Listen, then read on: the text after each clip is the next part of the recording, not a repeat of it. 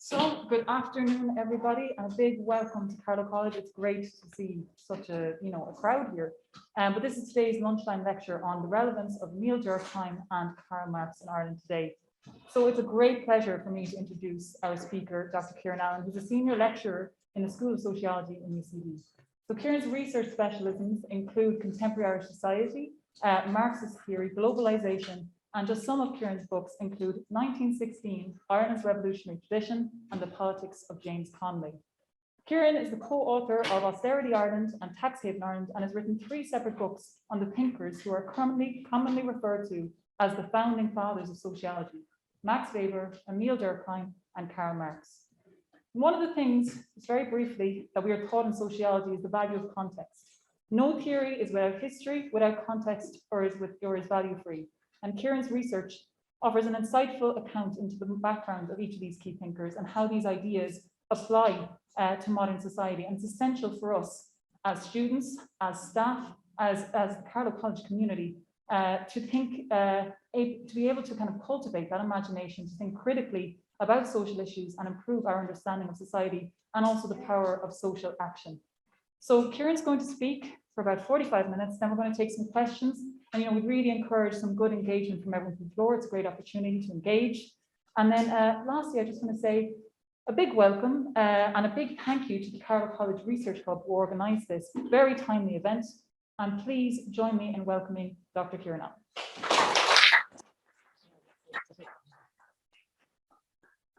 I'll just put this up here, I think. Am I doing this right? Okay, listen, thanks a lot for inviting me. I'm delighted to get out of the big smoke, as they call it, and to talk to you here about sociology. So I teach, I've been teaching sociology for now 20 years in UCD, and I think it's a great subject because, as Steph says, it gets people to think critically about the society, and it gives you ideas, not necessarily immediately worked out answers, but it gets you thinking about the world we live in. So what I'm going to do today is I'm really going to concentrate on 2 sociologists, Marx and Durkheim. But if anybody wants to ask any questions about Weber or, for example, W.E. Du Bois, who's one of the main writers in terms of the Black population in America, or Margaret Mead, please feel free to do just that. Okay, so I'll start here with, this is a rather strange character, George Simmel, who's not, I mean, sociology, have a canon in sociology. You either get on the canon or you don't get on the canon. This person doesn't usually tend to get on the canon. But he made a very good point once where he said that there's really 3 types of people who think about society. There's first of all what he calls the outsider. So you're always outside the group. You don't quite know what's going on in the group, and you're kind of left on the outside all the time. Secondly, there's the wanderer. The wanderer is like a tourist. You wander into an area, have a look around, you think you know what's going on, but in reality, you don't. And the third person, he says, and in many ways he was himself, he says is the stranger. And the stranger comes into a society, but they stay in that society. And the thing about strangers is that they notice things that most of us living in our society don't notice, because we're so used to the way we live now. We think it's natural, we think it's normal, we don't stand back and look at it. Which reminds me, I don't remember the name of the book, but apparently some anthropologist went to a village in Kerry. I think the book is called Saints and Scholars, wrote about what's going on in the village. And afterwards she was almost lynched because she obviously found things that people didn't think existed in that village. So in many ways, a stranger coming from the outside can find or highlight aspects of reality which are not immediately obvious. Now, I would say that classical sociology is like a stranger, right? Because the people I'm going to talk about are at the beginning of modern society, so it's kind of unusual for them. They're looking at what's going on, but at the same time, they kind of stick with us in the books and courses in sociology, so they're a good vantage point in which to look at any society, I think. Okay. So we start off with Marx.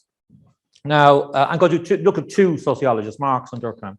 So when you see a picture of Marx, you often see this sort of grey bearded old man, and you get the image, he was always like that, but actually he was young at one stage, And he really, the reason why, a lot of people remember this, the reason why Marx became a rebel is that he was living in a particular society. So I think about the age of 16, the local police force arrived into his school and took away the teacher. Now, can you imagine if the local Carlow Gardaí come along and take me out and say, this man is an atheist or something? You can imagine the shock in people's heads. So this, if you like, in many ways, set Marx on the road of rebellion, this particular experience. He goes on to study philosophy, which is mainly what he does, and then really he begins to think about society. And the main reason he begins to think about society is because there is a revolt in Silesia, which is now part of Poland, was part of Germany at the time, where the weavers, people who were weaving up cloth, were essentially, but they were looking for higher wages, terrible repression, and so on. So at this point, he moves from looking at philosophy to what's going on in society, and in particular, he focuses, as we all probably know, on the question of workers and people who work. And the reason why he does this is interesting, because he's not exactly the first person to criticize society. Most people, many writers have criticized society. But when you ask them the question, okay, well, that's very important, your criticism, but what's going to happen? How are you going to bring about change? They don't really have an answer to the question of agency. In other words, who exactly is going to bring about change? So Marx thought he had the answer. He says, well, the workers are going to bring about change. And that is really the basis of his approach to society. Now, I want to just look at really two issues that I think are relevant in terms of Marx. So first of all, in the 1844, he writes what's called often called the manuscripts. And in it, he brings up a concept. Steph mentioned the idea of a concept. Concept is a word that, if you like, packages together a way of thinking about society. So the concept he came up with was alienation.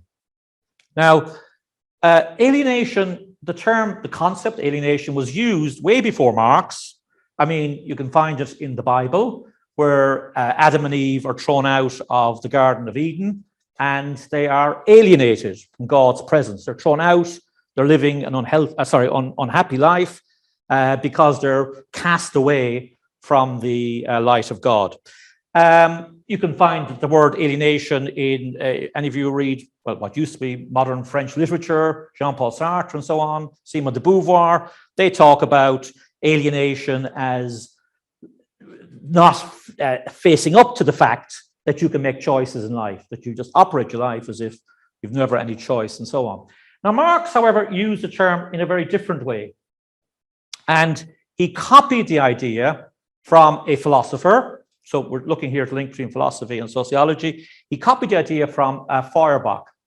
Now, Feuerbach is not exactly a famous philosopher, but he had, often the way you get good ideas or new ideas is to twist things round. So Feuerbach starts with the idea that God made man, or God made people, more precisely. And he says, well, hang on a minute. Maybe it's the other way around. Maybe it's that people made a God, right? Now you think about what he's getting at here. So what's he saying here? He's saying, well, let's look at God. God is supposed to be all loving. Well, people are into love. God is supposed to be very creative. People can create things.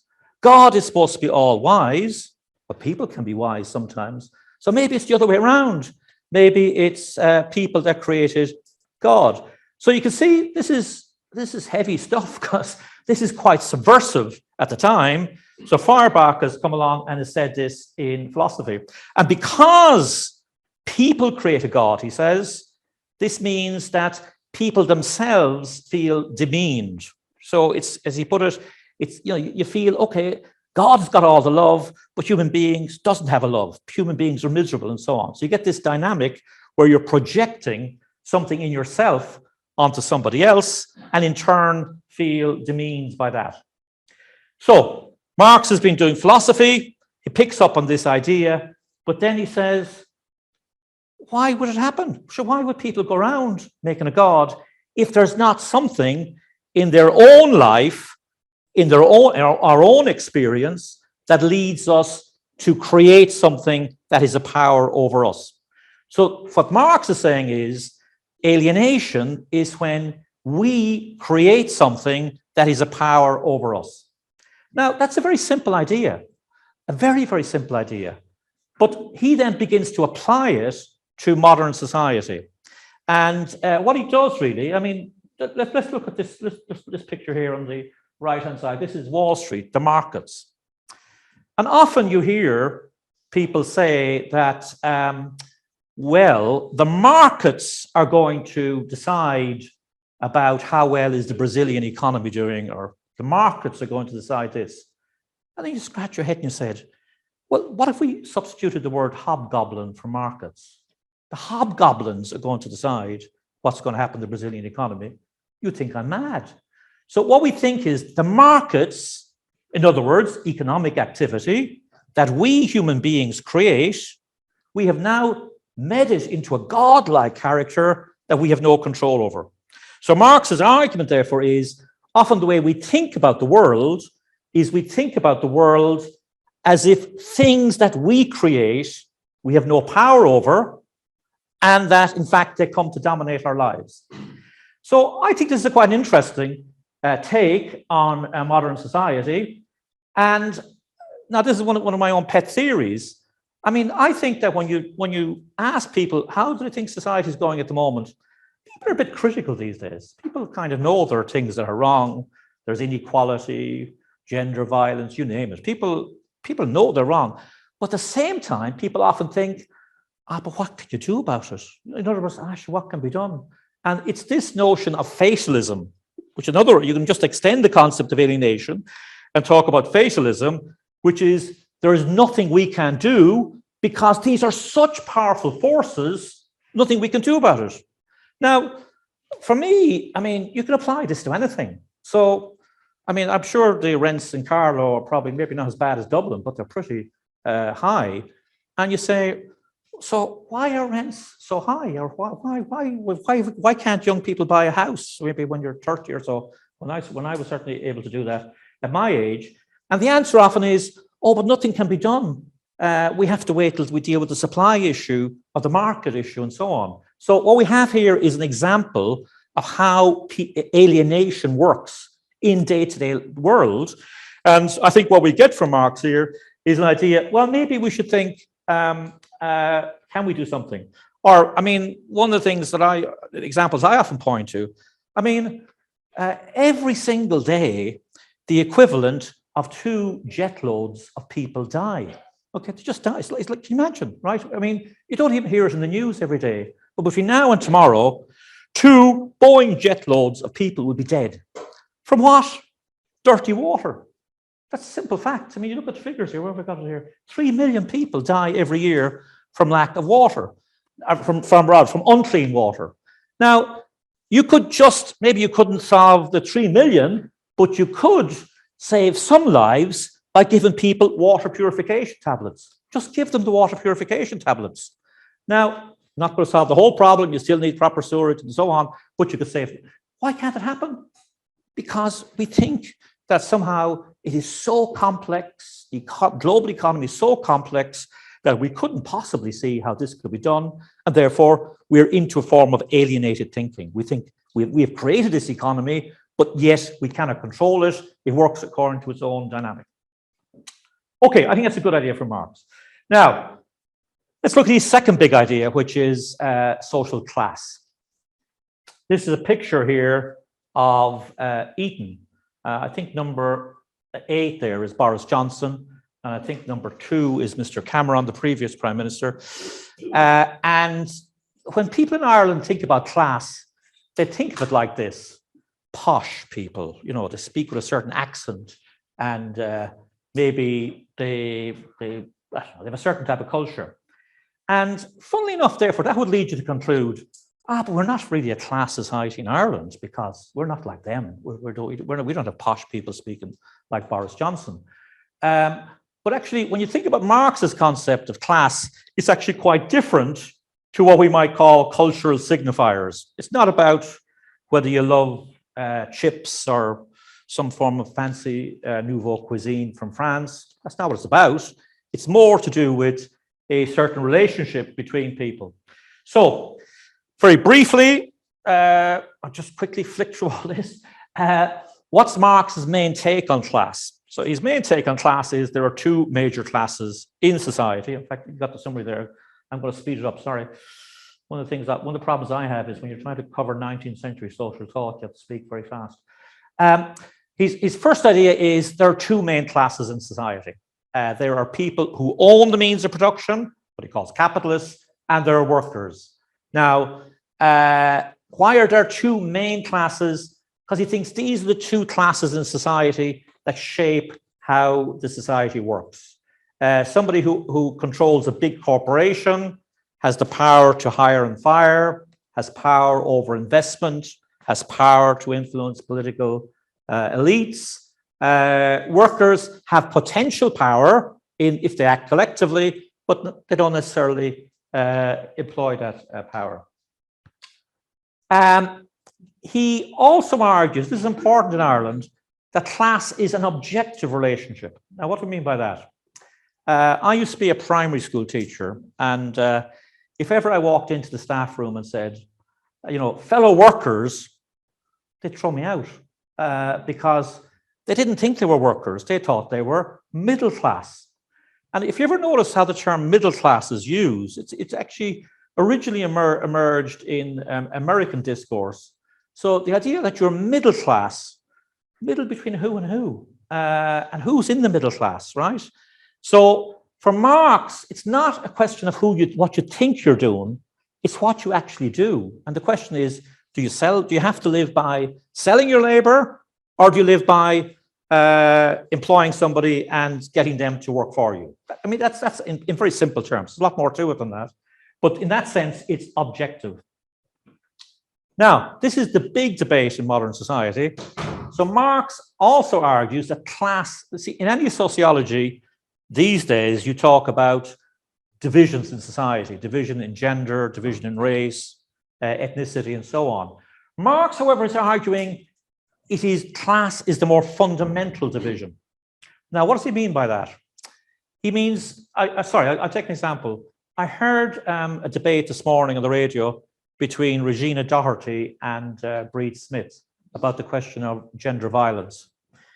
And essentially, Regina Doherty argues, she says, listen, all women can be subject to gender violence.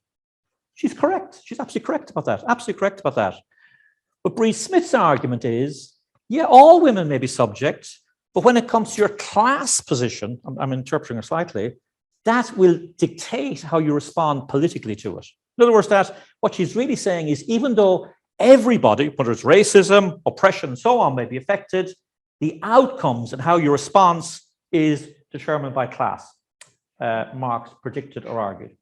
And lastly, Marx argues that the relationship between these classes is antagonistic, and even if there's not outright conflicts, there is a conflict of interest, and in this conflict of interest, the image I often use is like a trench warfare.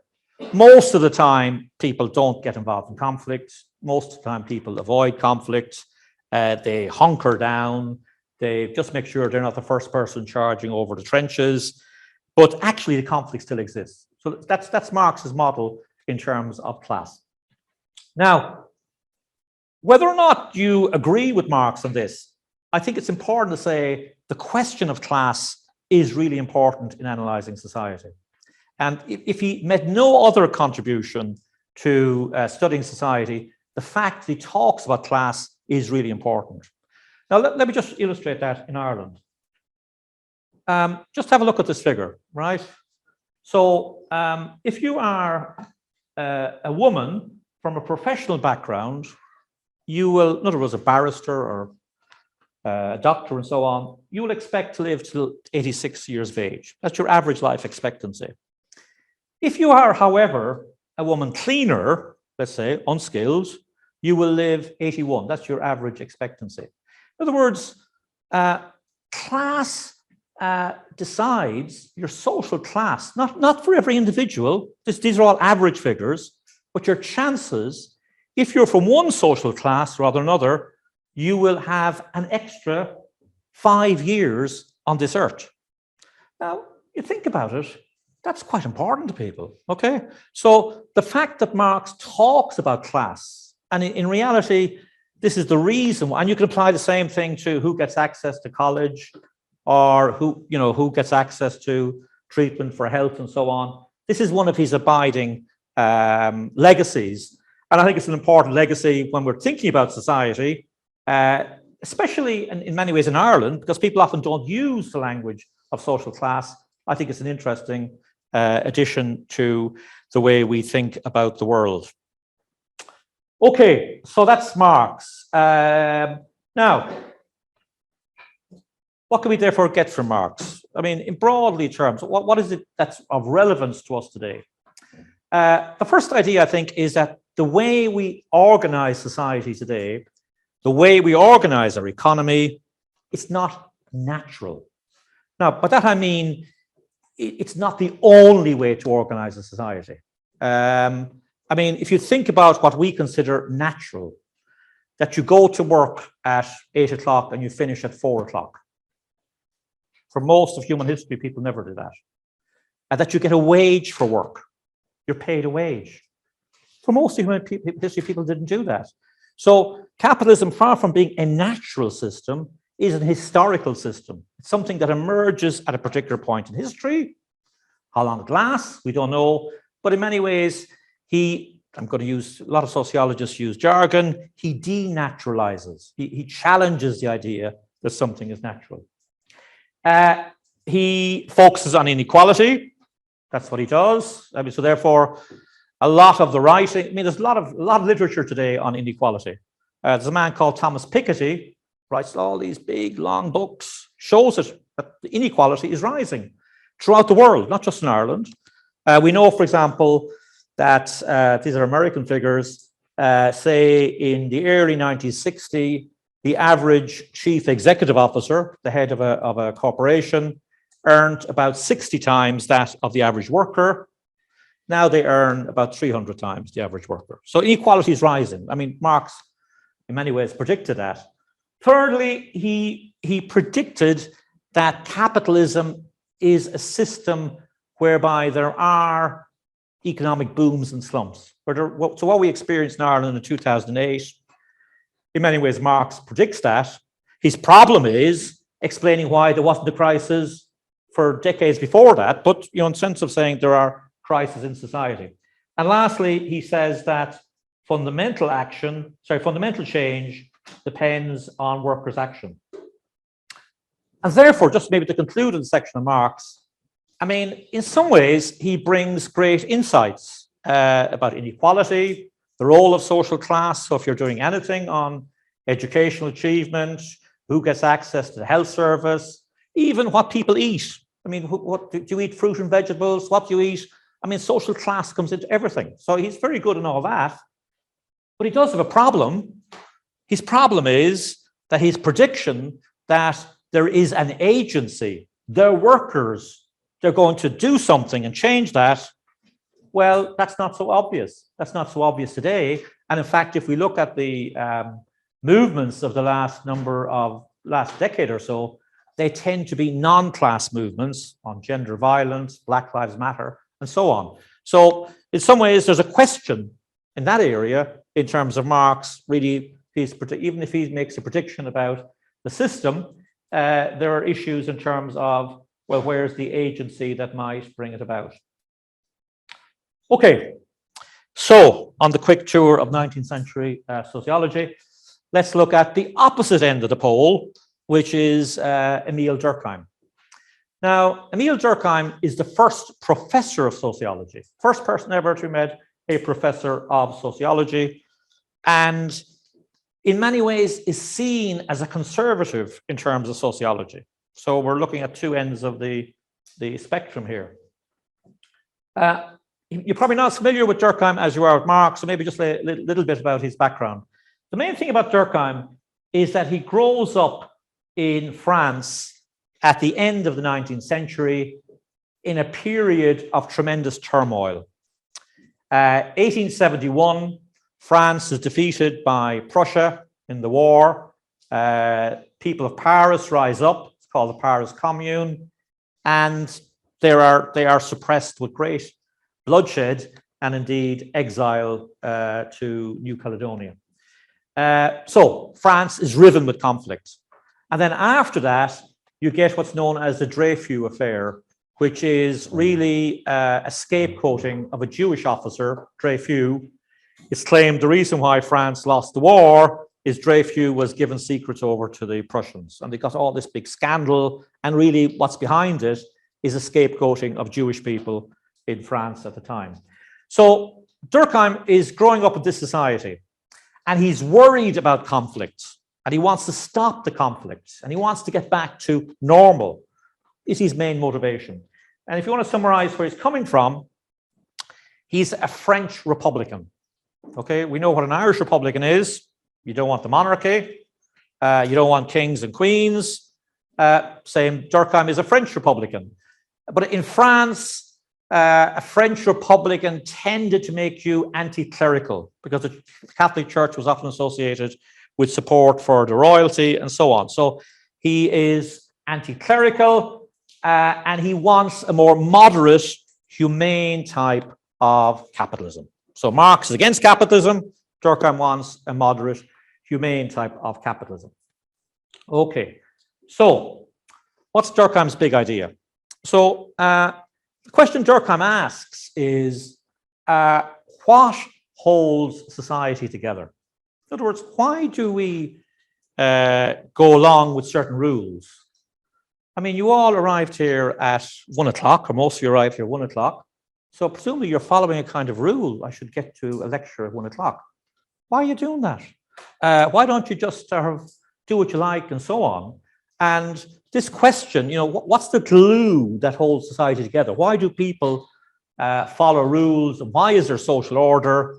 It's a big question. So the first answer to this question came from the economist Adam Smith. Adam Smith writes The Wealth of Nations, and he says, basically, the reason why we obey rules is because we figure out it's in our interest.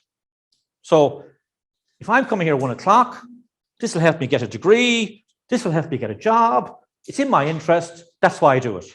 So everything, according to Adam Smith, because he's the founder of economics, is about self-interest.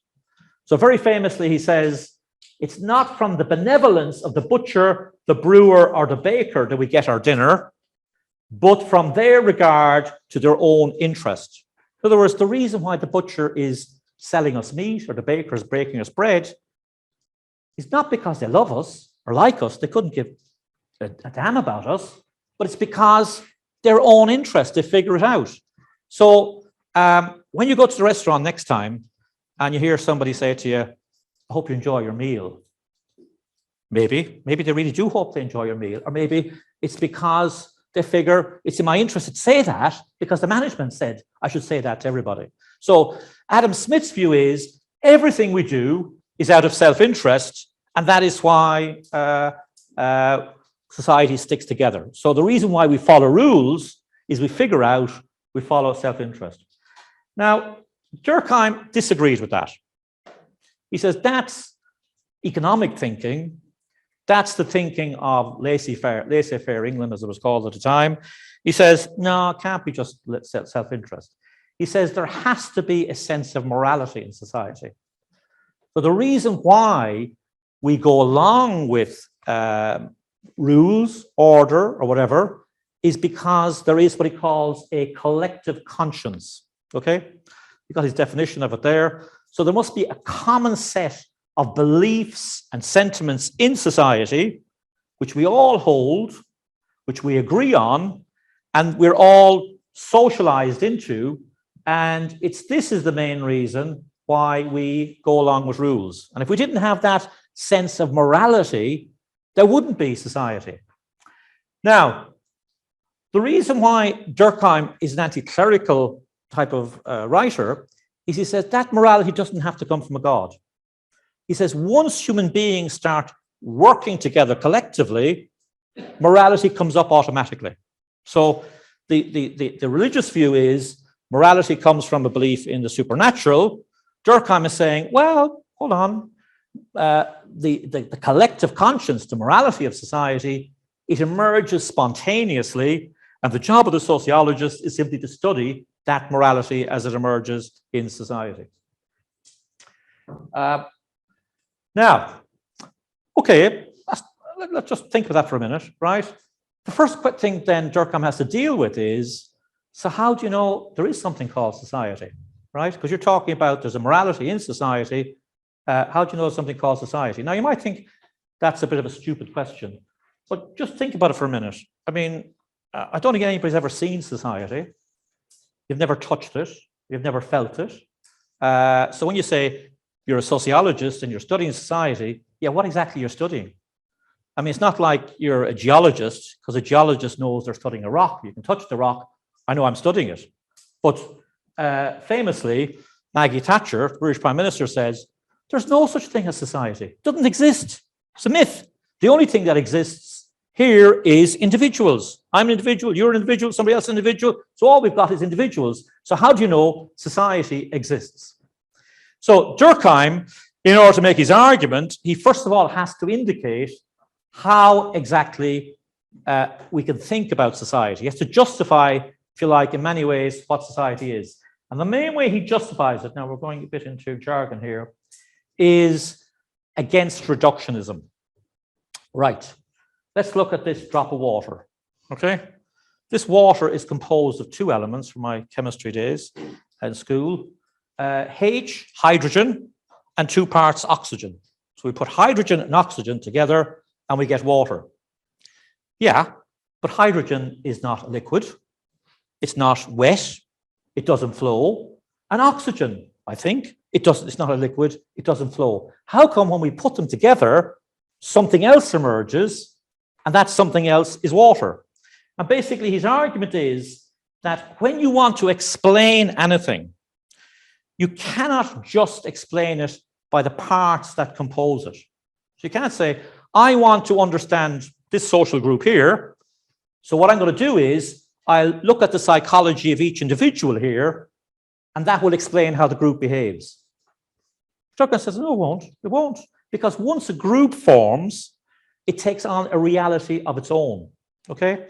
So this is a very important way of thinking about society. The fact that it does things to us that are not just about us as individuals. Okay, very simply, gender, right? The images of what it is to be a man and what it is to be a woman. We didn't think of these ideas ourselves, not just individual ideas. We got this from the society around us, and there are certain images and changes that happen in that society. So Durkheim's point is society exists beyond the individuals, and you can't simply reduce things to what constitutes them. Now, I'll give you a second example why this is important. One of the advances in modern science is genetics. People have now mapped the human body. So we now know the map of the human body. And therefore, it's called the human genome, right? So people think we can explain alcoholism, homosexuality, violence by looking at the genetic makeup. So you could say, right, why does America have the highest murder rate in the world? Let's look at the genetics, the genes of American people, and if you like, we will then try to use the genetics to explain it. In other words, we're looking at the individual parts. We're being reductionist. We're going down and looking at how individual psychology or individual genes give an explanation. And Durkheim very much is somebody that rejects that approach. Now, Durkheim's major book is on suicide. And just have a look at these figures for a minute. So I've just picked these figures out in terms of Irish suicide rates. And by the way, suicide is a difficult subject. I'm only talking about the pattern. I'm not talking about individual cases. I'm sure people may have come across individual cases, and it's very hurtful and difficult to deal with. But just for a minute, let's just focus a wee bit on the colder statistics. All right, so look at these figures on suicide.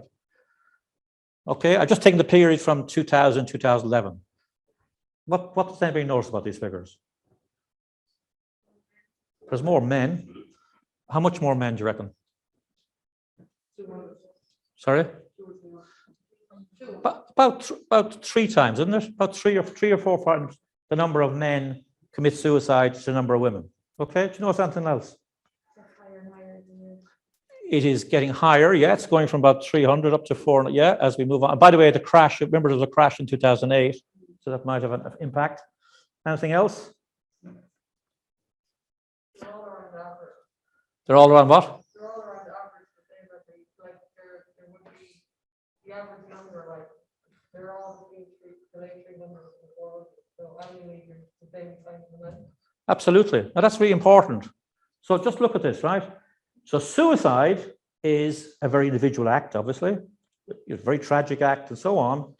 But if it's a purely individual act, how come there's a pattern to it? So as you said there, the average goes from around let's say about 350 to 450, roughly, right? It only varies by about 100.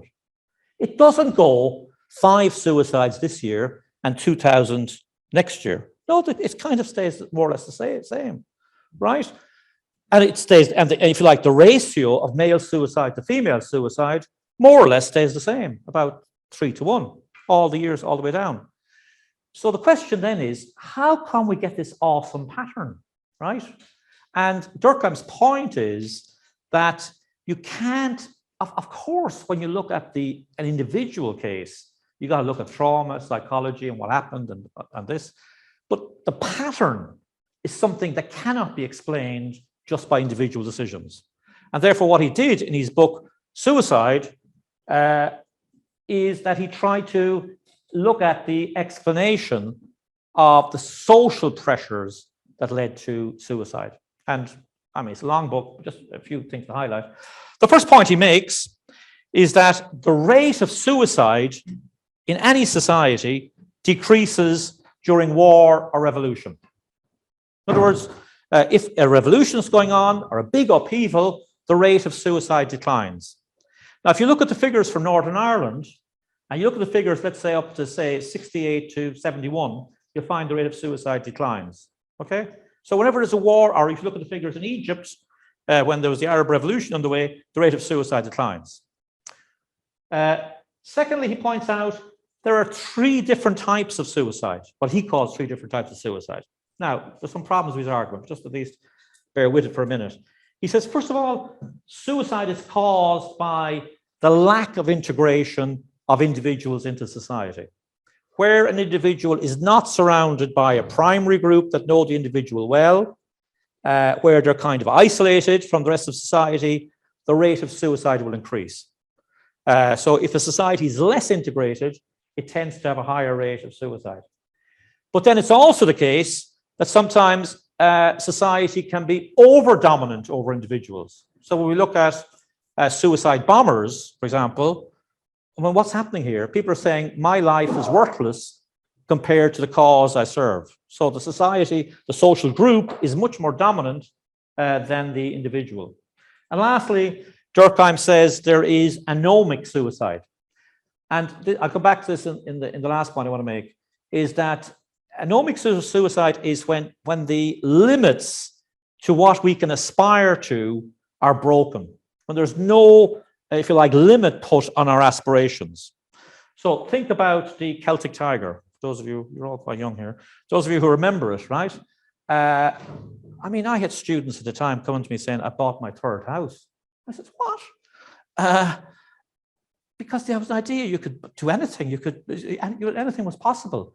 And then obviously you've got this great enthusiasm, and then you fall down afterwards. Now, the person didn't commit suicide by any means, but you can see the kind of oscillation that goes on when there are no limits. And Durkheim refers to this as anomie, when there is the limits that society gives to an individual are broken or shattered, then you get into a space of anomie. Right.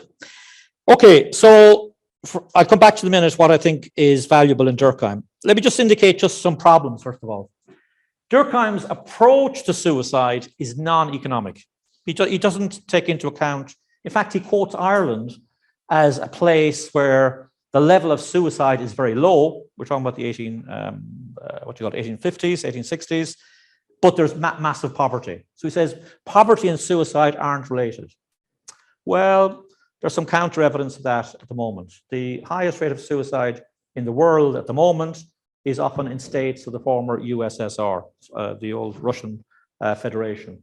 And in the highest rates of suicide were often linked to economic collapse. So he tends to play down the economic. Okay, but his big idea is we need a society where the individual is regulated, where the individual is part of the moral order, and where the individual doesn't aspire too much beyond their station, that you should accept your lot in life, and that plus the idea of a consensus will make society better. And in fact, in many ways, we should strive for that. So what we get from Durkheim is a challenge to individualism, okay? And that in many ways is quite important today because, now I don't want to get into a big controversy here, but if you look at the whole argument about vaccines, the issue is about my individual freedom. You know, I've got the freedom to decide this, me as individual, whereas the other side of the argument is, yeah, but there's a question of solidarity. You need to wear a mask. So I'm taking it off because I'm speaking here, in order not to spread it to other people. So you've got this conflict between individualism and society. Durkheim is very much on the end of we need a solidarity and we need a society. So what do we learn from Durkheim, to sum up? We learn from Durkheim an argument about the value of studying society. So what any other point or disagreement you have from Durkheim, if you're studying sociology, in many ways he is the foundation figure for that, because he gives a very clear argument which you can apply in any circumstance why social pressure is extremely important.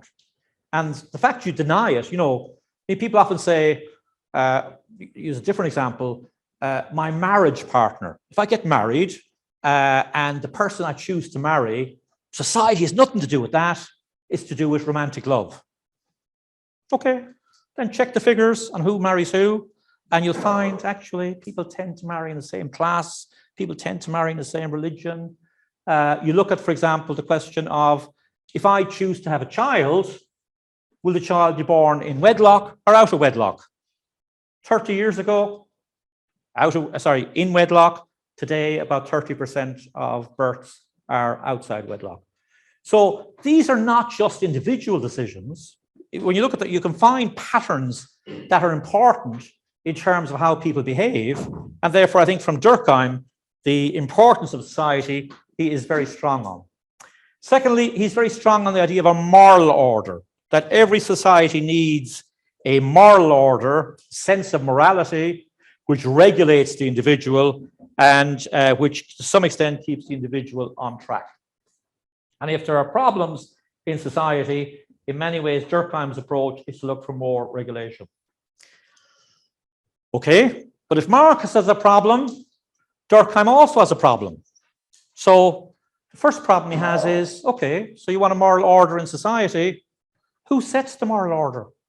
Who decides what is right and what is wrong?